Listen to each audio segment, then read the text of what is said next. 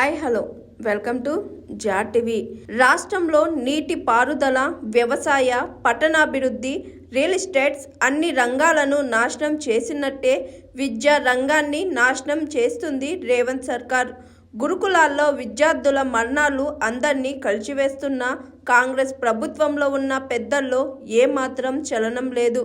స్వయంగా ముఖ్యమంత్రే విద్యాశాఖ మంత్రిగా ఉన్న గురుకులాల్లో మాత్రం పరిస్థితులు సిగ్గుతో తల వంచుకునేలా ఉన్నాయి అని బీఆర్ఎస్ నాయకులు ఆర్ఎస్ ప్రవీణ్ కుమార్ ఆరోపించారు. ఉద్దేశంతోనే ఈరోజు ఈ పత్రికా సమావేశం పెట్టడం జరిగింది. నిన్నటికి నిన్న పరిగి నియోజకవర్గంలో కుల్కచెర్లలో ఒక విద్యార్థి పడుకున్నట్టుగానే చనిపోవడం జరిగింది. ఒక వారం రోజుల క్రితం బాలానగర్లో ఒక గురుకుల పాఠశాలలో ఆరాధ్య అనే ఒక అమ్మాయి పట్టపగలే మరి ఊరేసుకొని చనిపోయిందని అంటున్నారు. అనుమానాస్పదమైన స్థితిలో ఆ అమ్మాయి చనిపోయింది. ఆ అమ్మాయిది కల్వకుర్తి నియోజకవర్గం వెల్దండ. తల్లిదండ్రులు ఇద్దరు కూడా కూలీలే.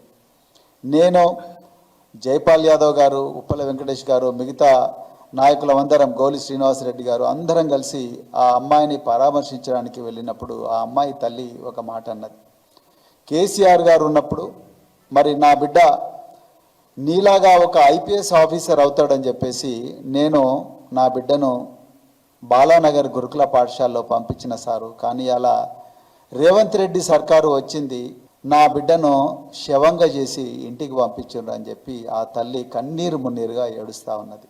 కనీసం అమ్మాయిని పరామర్శించడానికి జిల్లా కలెక్టర్ కానీ, జిల్లా ఎస్పీ కానీ, జిల్లా విద్యాశాఖ అధికారి కానీ, గురుకుల పాఠశాల అధికారులు కానీ, చివరికి స్థానిక ఎమ్మెల్యే కసిరెడ్డి నారాయణ రెడ్డి గారు ఆ అమ్మాయి దగ్గరికి రాలేదు, ఆ శవం దగ్గరికి. అంటే మీరు ఒక్కసారి ఎంత నిర్దయగా ఈరోజు రేవంత్ రెడ్డి ప్రభుత్వం వ్యవహరిస్తున్నదని తెలంగాణ ప్రజలకు దయచేసి తెలుసుకోవాలని చెప్పేసి ఈ పత్రికా సమావేశం పెట్టడం జరుగుతూ ఉన్నది.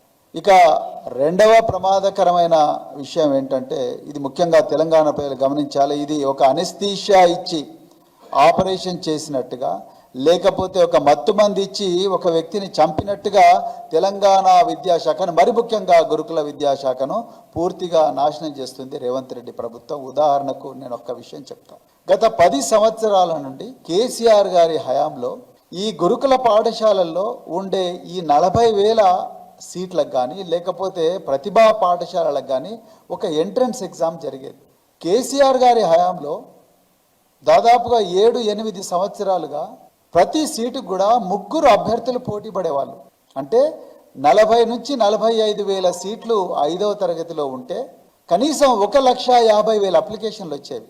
కానీ ఈరోజు సిగ్గుతో తల వంచుకోవాల్సిన విషయం ఏంటయ్యా అంటే, ఇప్పటి వరకు 3 సార్లు చివరి తేదీ పొడిగించినప్పటికీ కూడా 5వ తరగతి ఎంట్రన్స్ ఎగ్జామినేషన్కు కేవలం 80,000 అప్లికేషన్లే వచ్చినాయి. తెలంగాణ ప్రజలు గుర్తించాలి.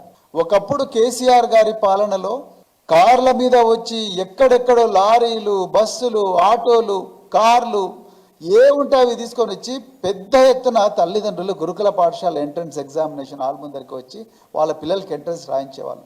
పోలీసులు బందోబస్తు కూడా పెట్టేవాళ్ళు. ట్రాఫిక్ కూడా డైవర్ట్ చేసేవాళ్ళు. ఎంట్రన్స్ ఎగ్జామినేషన్ సందర్భంగా ఎన్నో స్వచ్ఛంద సంస్థలు వచ్చి నీళ్ళు ఇచ్చేవాళ్ళు, మజ్జిగ ఇచ్చేవాళ్ళు పిల్లల తల్లిదండ్రులకు, పిల్లలకు.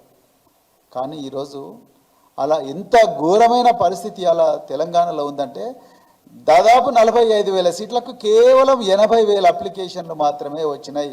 అయ్యా రేవంత్ రెడ్డి గారు, మీరు మొన్న ఒక సభలో ఏమన్నారు? ఈ విద్యాశాఖను తీర్చిదిద్దడం కోసమే కావాలని నేను ఈ శాఖను నా దగ్గరే పెట్టుకున్న, వేరే వాళ్ళకి ఇవ్వను అన్నాడు. మీరు ఇందుకోసమే విద్యాశాఖను పెట్టుకున్నారా? అంటే దీని గొంతు నిలిమి చంపడం కోసమే విద్యాశాఖను మీ దగ్గర పెట్టుకున్నారా రేవంత్ రెడ్డి గారు? మీరు తెలంగాణ ప్రజలకు సమాధానం చెప్పాల్సిన అవసరం ఉన్నది.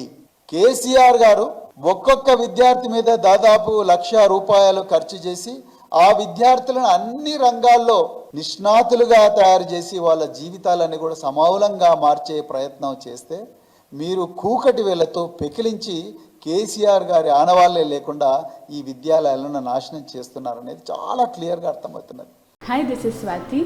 లైక్ చేయండి, షేర్ చేయండి, కమెంట్ చేయండి అండ్ సబ్స్క్రైబ్ చేయండి GR TV. Hi, this is Monica. Please like, share and subscribe GR TV.